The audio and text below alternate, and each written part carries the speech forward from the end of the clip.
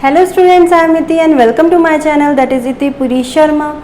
In the last class we have discussed about the demographic condition on the eve of independence. On today's class we are going to discuss about the infrastructure on the eve of independence. That means during the British rule हमारे economy में infrastructure कैसा था और we can say infrastructure facilities कैसी थी on the eve of independence. So before proceeding our topic, let's discuss the meaning of infrastructure. So infrastructure जो word है, it comes from the French. ठीक है, ये एक फ्रेंच वर्ड है. अगर हम इसको डिवाइड करते हैं, that means अगर हम इसको, ठीक है, अगर हम इसको यहाँ से कट करते हैं तो ये टू वर्ड्स में डिवाइड हो रहा है, that is infra and structure. Infra means below and structure means building. So infra means below and structure means building. That means it is a foundation. The word infrastructure, it means it is a foundation upon which the structure of the economy is built. That means कि ये एक तरीके से क्या है, एक foundation है. Infrastructure जो है एक फाउंडेशन है जिसके ऊपर इकोनॉमी के पूरे स्ट्रक्चर को बिल्ड किया जाता है. लाइक अगर हम अपनी बॉडी की बात करते हैं, we have a physical structure. Clear? We have hands, we have legs, we have head, we have neck. So these are what? These are physical parts of our body. ये क्या है, हमारे फिजिकल पार्ट्स हैं हमारी body के, जो एक हमारा बॉडी स्ट्रक्चर बना रहे हैं. And these are necessary also. अगर ये नहीं होंगे तो हम वर्क कर सकते हैं प्रॉपरली? नहीं कर सकते. तो इसीलिए ऐसे ही सिमिलरली इकोनॉमी जो है उसका भी एक फिजिकल स्ट्रक्चर है जो बहुत ज़रूरी है होना. बिकॉज अगर वो नहीं होगा तो हमारी इकोनॉमी जो है वो ऑपरेट नहीं कर सकती. तो इंफ्रास्ट्रक्चर भी जो है वो बहुत इम्पॉर्टेंट है हमारी इकोनॉमी के लिए. And it is a foundation जिसके ऊपर हमारी इकोनॉमी का पूरा स्ट्रक्चर बनता है. तो एक तरीके से जैसे कि हमारी बॉडी का फिजिकल स्ट्रक्चर है, एक बॉडी स्ट्रक्चर है, ऐसे ही इंफ्रास्ट्रक्चर जो है हमारी इकोनॉमी का एक फिजिकल स्ट्रक्चर है जिसको हम देख सकते हैं, जिसको हम टच कर सकते हैं. So let's read the meaning. It refers to the basic physical structure of a business, region or a nation which is necessary for its operation. Again यही यहाँ पे मीनिंग में भी क्लियर है कि एक ये बेसिक फिजिकल स्ट्रक्चर है. बेसिक दैट मीन्स जो ज़रूरी है. ठीक है, तो बेसिक फिजिकल स्ट्रक्चर है एक बिजनेस का. कोई भी आप बिजनेस कर रहे हो तो उसका एक फिजिकल स्ट्रक्चर होता है ना. बिल्डिंग्स होती है, मशीनरीज होती है, रॉ मटेरियल होता है. तो these are the physical structure of a business. Building ही तो होती है एक तरीके से. अंडर द बिल्डिंग वो सारा वर्क ऑपरेट किया जाता है मशीनरी के द्वारा and by the raw material. So these are the things like region or a nation. तो these are the basic physical structure of a business. region that means आप कोई भी एरिया को कंसीडर कर रहे हैं. like nation, ये पूरी इकोनॉमी को कंसीडर कर रहे हैं, पूरे नेशन को कंसीडर कर रहे हैं. तो उसका फिजिकल स्ट्रक्चर, उसको हम क्या कहते हैं, infrastructure. Which is necessary for its operation. That means ये कि बहुत ज़रूरी है अगर हमें अपनी इकोनॉमी को, अपने बिजनेस को, अपने रीजन को चलाना है तो उसके लिए हमारे पास इंफ्रास्ट्रक्चर होना बहुत ही ज़रूरी है. सो ये क्लियर हो गया इसका meaning. Now such as roads, railways, electricity, building, schools, hospital, water supplies etcetera. तो ये इंफ्रास्ट्रक्चर हैं. रोड्स, अगर हमें कहीं रह रहे हैं हमें रोड्स भी चाहिए, रेलवेज भी होनी चाहिए, इलेक्ट्रिसिटी हो गई like power supply, buildings, schools, hospitals चाहिए. दैट मीन्स ये एजुकेशनल एंड हेल्थ फैसिलिटीज़ भी ज़रूरी हैं. तो these are also comes under infrastructure. Water supply चाहिए एंड एक्सेट्रा. सो और भी चीज़ें हैं. There are so many other things also which are included in infrastructure. So ये हो गया हमारा infrastructure. These are parts of infrastructure. तो let's take an another example. अगर हम बात करें उत्तराखंड की, तो उत्तराखंड में डिस्ट्रिक्ट है हरिद्वार. ठीक है, it's known for its tourism. Before 50 years, अगर हम 50 ईयर्स पहले की बात करें तो हरिद्वार को सिर्फ टूरिज्म के पर्पज से जानते थे.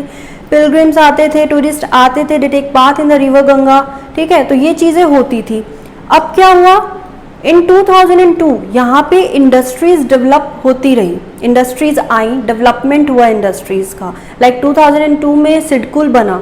अब सिडकुल क्या होता है, सिडकुल जो होता है, जो हमारी गवर्नमेंट है उत्तराखंड की, गवर्नमेंट ऑफ उत्तराखंड जो है, they make special economic zones. वो क्या करते हैं, वो स्पेशल इकोनॉमिक जोन्स बना देते हैं हर इन एवरी डिस्ट्रिक्ट.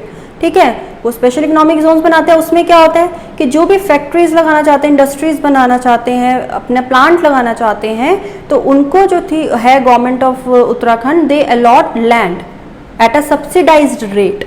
तो वो सब्सिडाइज्ड रेट पे क्या करते हैं, लैंड अलॉट कर देते हैं, उस पर जो भी इंटरेस्टेड है इंडस्ट्रीज लगाने में, प्लांट लगाने में, वो लगा सकते हैं एट अ सब्सिडाइज्ड रेट। तो क्या हुआ, सिडकुल में बहुत सारी फैक्ट्रीज आने लगी, like Wipro I, Hindustan Unilever, Raja biscuit factories and many other factories जो थी वो वहाँ आई, वहाँ डेवलप्ड हुई।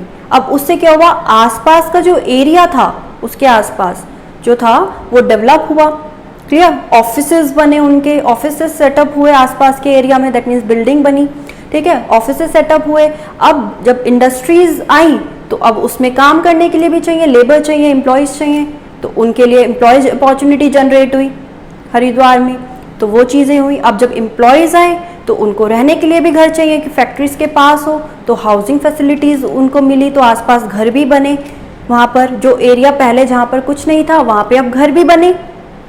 अब जो काम कर रहे थे उनके बच्चे भी थे, now they need educational facilities also for their childrens. तो क्या हुआ, वहाँ पे आसपास स्कूल्स बने जिससे कि अच्छी एजुकेशनल फैसिलिटी मिल सके बच्चों को, हॉस्पिटल्स बने, मेडिकल फैसिलिटीज़ जिससे उन्हें मिल सके, एंड मॉल्स बने, मार्केट्स बनी जिससे कि वो अपनी ग्रॉसरीज या चीज़ें ले सके, होटल्स बने, ठीक है, होटल्स भी वहाँ बहुत ज़्यादा डेवलप हुए कि अगर कोई इंस्पेक्शन के लिए आ रहा है तो they need a private space, तो उनके लिए होटल्स बने।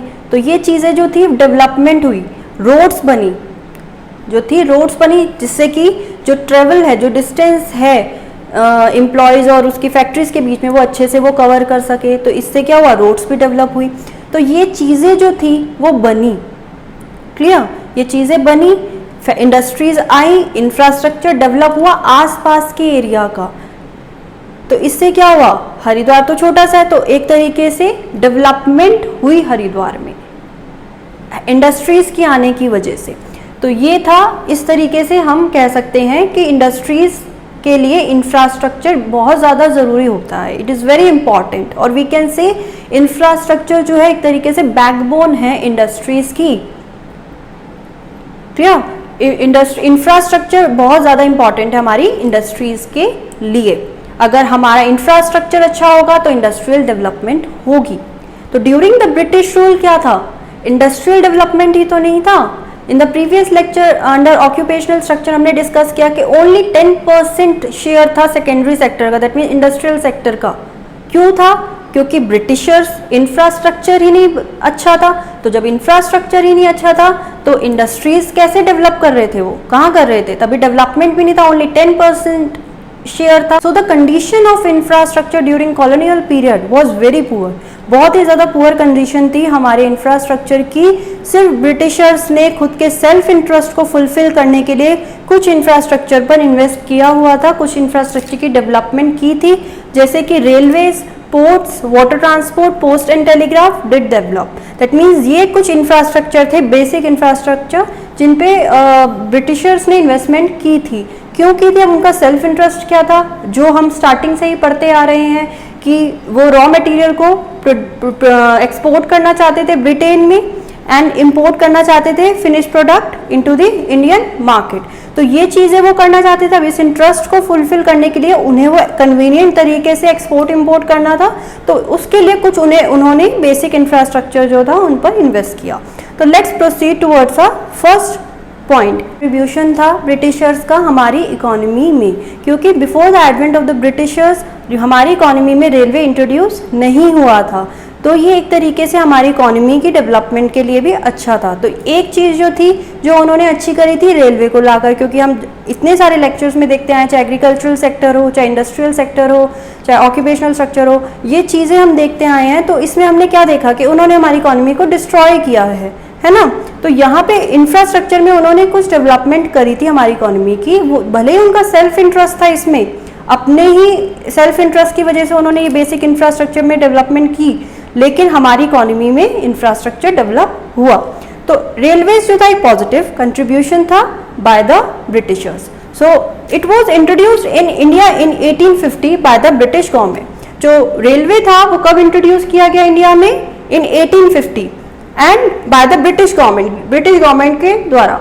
And the next thing is introduce हुआ 1850 में, but it began its operation in 1853। That means जो फर्स्ट पैसेंजर ट्रेन जो चली थी इंडिया में वो इन द ईयर 1853 चली थी। जो ऑपरेशन हुआ था फर्स्ट पैसेंजर ट्रेन का वो 1853 में हुआ था।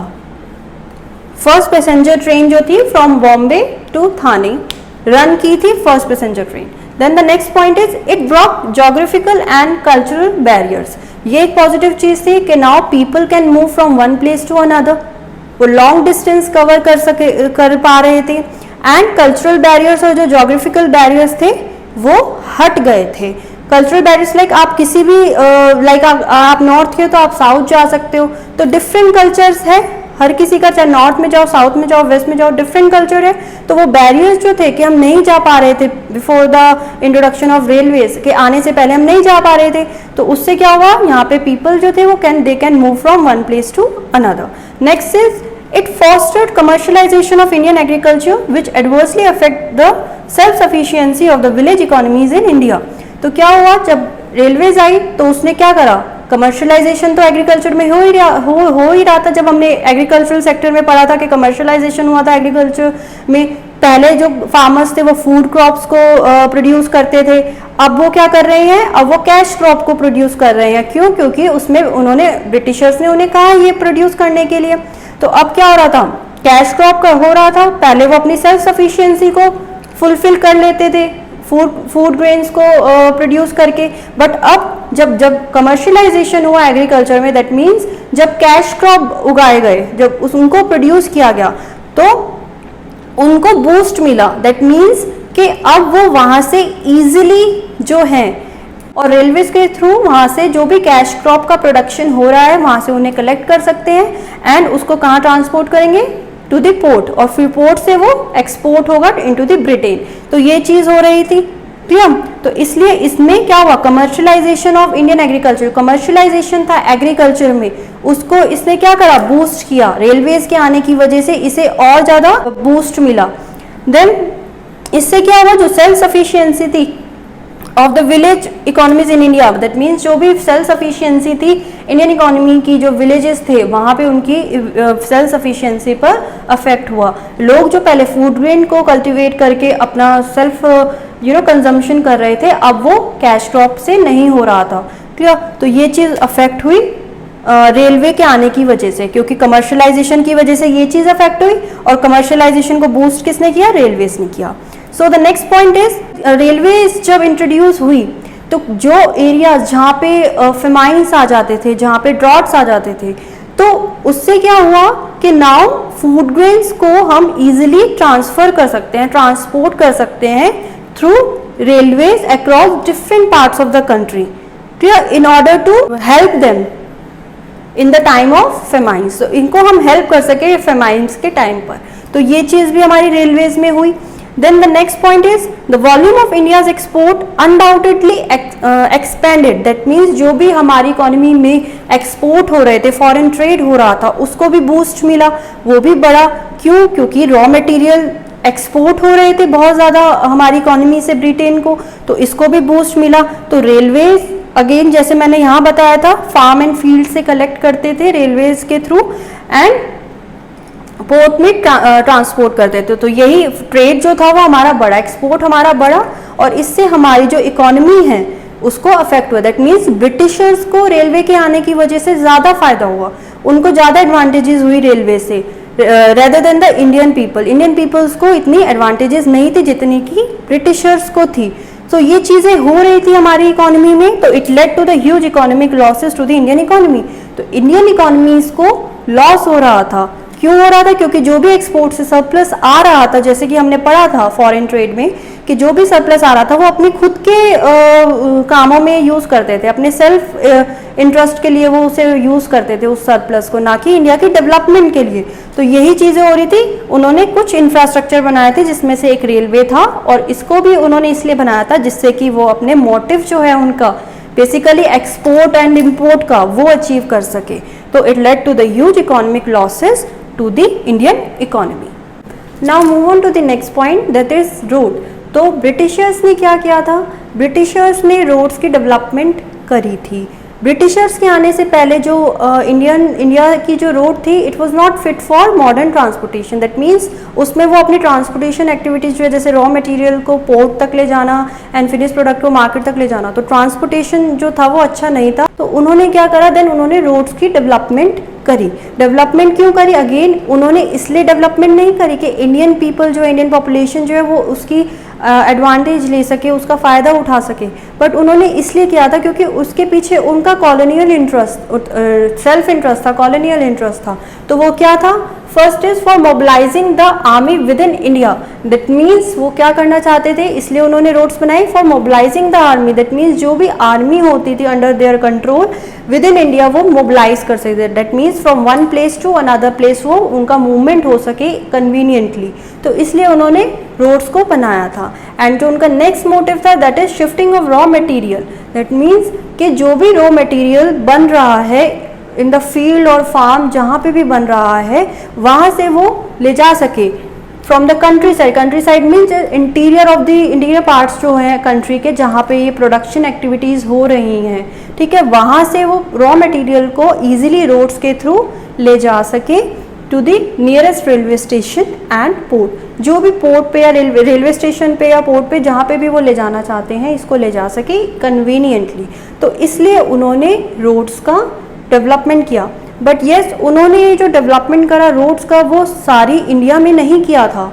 उन्होंने उन्हीं एरियाज़ में किया था जहाँ पे बेसिकली रॉ मटेरियल का प्रोडक्शन हो रहा था, जिससे कि वो अपने रॉ मटेरियल को कन्वीनियंटली पोर्ट तक ट्रांसपोर्ट कर सके। एंड जहाँ से उनके फिनिश प्रोडक्ट आ रहे हैं इंडियन मार्केट में, वो रोड्स अच्छी होनी चाहिए जिससे कि सेफली जो फिनिश प्रोडक्ट है वो इंडियन मार्केट में पहुँच जाए, उनको कोई भी डैमेज ना हो। तो इसलिए उन्होंने उन्हीं एरियाज़ में रोड्स का डेवलपमेंट किया जहाँ पे उनको नीड थी, पूरी इंडियन इकोनॉमी में नहीं किया था उन्होंने। नेक्स्ट, जो डेवलपमेंट थी रोड की वॉज नॉट सेटिस्फैक्ट्री। क्यों? क्योंकि उन्होंने ऑल वेदर रोड्स नहीं बनाई थी। उससे क्या हुआ, जो विलेजेस थे जहाँ पे लोग रहते थे विलेजेस में, उनको बड़ा नुकसान हुआ इस चीज़ से, क्योंकि ऑल वेदर रोड्स नहीं थी। अब कभी अगर रेनी सीजन हो जाता था तो फ्लड आ जाता था या नेचुरल कैलेमिटीज़ आ जाती थी, तो क्या होता था, जो रोड्स थी वो वहाँ पे गड्ढे हो जाते थे या टूट जाती थी, तो ये चीज़ें हो जाती थी। तो सफ़र कौन करते थे, जो लोग विलेजेस में रहते थे, क्योंकि उनका जो ट्रेवल था to the nearby places, वो वहाँ नहीं जा पाते थे बिकॉज ऑफ द फ्लड और नेचुरल कैलेमिटीज़। और जो हेल्प प्रोवाइड करनी चाहिए उस टाइम ब्रिटिशर्स को, जो लोग विलेजेस में रहते हैं वो भी वो प्रोवाइड नहीं कर पा रहे थे, क्योंकि जो एक उनके और विलेजेस के बीच में कनेक्शन था वो टूट जाता था बिकॉज ऑफ द रोड्स, क्योंकि रोड्स जो थी वो ऑल वेदर रोड्स नहीं थी, रोड्स टूट जाती थी। तो इस वजह से जो लोग विलेजेस में रहते थे उनको बहुत ज़्यादा नुकसान होता था। Now move on to the next point, that is ports. Ports में क्या था, place from where export and import activities were carried out by the Britishers. That means ports क्या होते हैं, लाइक अगर हम बात करें अपनी इंडियन इकोनॉमी की, तो यहाँ पे एयरपोर्ट्स हैं जहाँ पे प्लेन आता है, लैंड करता है, तो वहाँ पे उसे पोर्ट कहते हैं। ऐसे ही सी पोर्ट होता है जहाँ पे शिपिंग के थ्रू लोग ट्रैवल करते हैं, तो वो सी पोर्ट होता है। तो इन्होंने पोर्ट्स पे अपने सेल्फ इंटरेस्ट को फुलफिल करने के लिए बनाया था, डेवलप किया था। क्या उनका सेल्फ इंटरेस्ट था, जिससे कि वो रॉ मटेरियल को from the farm and raw material जो प्रोडक्शन हो रहा है रॉ मटेरियल का, उनको वो वहाँ से कलेक्ट कर सकें from the place of production to the port तक पहुँचा सके, सो दैट वो आगे ब्रिटेन में एक्सपोर्ट किए जा सके। एंड जो फिनिश प्रोडक्ट ब्रिटेन से बनकर आ रहे हैं उनको वो ट्रांसपोर्ट कर सके into the Indian market in order to increase the size of their product. That mean British के प्रोडक्ट, जो फिनिश प्रोडक्ट वहाँ से बनकर आ रहे थे, उनकी जो मार्केट है वो इंडियन इकोनॉमी में बढ़ जाए। तो इस वजह से पोर्ट का उन्होंने डेवलपमेंट किया था। So let's proceeding towards our next point, that is water transport. Water transport जो ब्रिटिशर्स ने इंट्रोड्यूस किया था हमारी इकोनॉमी में, उसमें भी उनका सेल्फ इंटरेस्ट था। अपने सेल्फ इंटरेस्ट को फुलफिल करने के लिए ही उन्होंने वाटर ट्रांसपोर्ट को इंट्रोड्यूस किया था। अब उनका सेल्फ इंटरेस्ट क्या था? अगेन वही चीज़ है कि रॉ मटेरियल को जिससे वो एक्सपोर्ट कर सके इनटू द ब्रिटेन, एंड जो ब्रिटेन से फिनिश प्रोडक्ट बनकर आ रहे हैं उनको इंडियन इकोनॉमी में वो ला सके, इंडियन मार्केट में ला सके, in order to increase the size of their product. तो इसलिए उन्होंने वाटर ट्रांसपोर्ट का इंट्रोड्यूस किया था। दैट मीन्स उन्होंने शिप्स का यूज़ किया था। जो कंट्रीज़ इंडिया के बाहर है, ब्रिटेन को भेजना है या किसी और कंट्रीज़ में उन्हें एक्सपोर्ट करना है, तो वो water transport that is ship के बाय शिप वो ट्रांसपोर्ट करते थे रॉ मटेरियल्स को। क्या बट जो डेवलपमेंट थी उन्होंने डेवलपमेंट के पर्पस से नहीं किया था, इंडियन इकोनॉमी की डेवलपमेंट के पर्पस से उन्होंने वाटर ट्रांसपोर्ट को इंट्रोड्यूस नहीं किया था। उन्होंने सिर्फ इसे इंट्रोड्यूस किया था अपने कॉलोनियल इंटरेस्ट को फुलफिल करने के लिए। तो जो डेवलपमेंट थी वाटर ट्रांसपोर्ट की वॉज नॉट सेटिस्फैक्ट्री, वो सेटिस्फैक्ट्री नहीं थी। आपकी एक एनसीईआरटी की बुक में एग्जाम्पल दे रखा है कि जो इनलैंड वाटरवेज था, इनलैंड वाटरवेज क्या होता है? जो भी ट्रांसपोर्टेशन होता है थ्रू कैनाल्स और थ्रू रिवर के थ्रू हम विद इन इकोनॉमी गुड्स को या रॉ मटेरियल्स को ट्रांसफ़र करते हैं from one place to another, तो उसे हम इनलैंड वाटरवेज कहते हैं।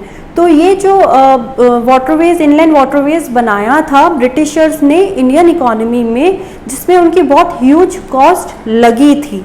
और ये जो इसमें उन्होंने क्या किया था, वाटरवेज एक कोस्ट कैनाल बनाया था between the Odisha and Bengal. इसके बीच में एक उन्होंने कैनाल बनाया था, कोस्ट कैनाल बनाया था, जिसमें उनकी बहुत ह्यूज कॉस्ट लगी थी एंड ये अनइकोनॉमिकल भी प्रूव किया गया था as compare to the railways, क्योंकि जब रेलवेज आई उसके कंपैरेटिवली ये बहुत ज़्यादा एक्सपेंसिव था इनलैंड वाटरवेज। तो इसलिए उन्होंने इसके बाद इसका यूज़ करा ही नहीं, उन्होंने सिर्फ रेलवे का यूज़ करा in order to transfer the raw material और finished good from one place to another. तो इसलिए वाटर ट्रांसपोर्ट अगेन जो था वो उनकी डेवलपमेंट जो थी तो वो सेटिस्फैक्ट्री नहीं थी। तो now let's move on to the next point, that is communication. Communication में क्या था? अगेन कम्युनिकेशन जो होता है, अगर हम, इट्स वेरी इंपॉर्टेंट। क्यों? क्योंकि अगर हम किसी इकोनॉमी को रन कर रहे हैं तो कम्युनिकेशन जो होता है वो बहुत इंपॉर्टेंट पार्ट प्ले करता है। लाइक अगर हम बात करें एट प्रेजेंट जो है हमारे प्राइम मिनिस्टर नरेंद्र मोदी हैं, अब वो हमारी पूरी इकोनॉमी को देख रहे हैं, तो उसके लिए वो उन्हें कम्युनिकेशन करना पड़ता है, कम्युनिकेट करना पड़ता है विद देयर कैबिनेट मिनिस्टर्स के साथ, सीएम्स के साथ। क्लियर? उसमें वो क्या डिस्कस करते हैं, हमारी इकोनॉमी को कैसे और बेटर बनाया जाए, तो ये चीज़ें करते हैं वो। तो communication is necessary for any economy, communication बहुत ज़रूरी है किसी भी इकोनॉमी के लिए। तो यही चीज़ है कि उस टाइम पे ड्यूरिंग द ब्रिटिश रूल क्या था, पोस्ट एंड टेलीग्राफ जो थे ये दो most popular means of communication थे जो ब्रिटिश गवर्नमेंट के द्वारा यूज़ किए जाते थे। लाइक एट प्रेजेंट जो है हम मेल्स, ईमेल्स कर सकते हैं, हम व्हाट्सएप पे मैसेजेस कर सकते हैं, है ना, तो ये चीज़ें हम कर सकते हैं ईजिली। या मीडिया के थ्रू अगर हमें कुछ इन्फॉर्मेशन मिल जाती है कि कोई भी अगर लॉ इम्प्लीमेंट होता है या कोई भी पार्लियामेंट कोई रूल बनाती है तो वो हमें ईजिली पता चल जाता है थ्रू मीडिया, थ्रू न्यूज़।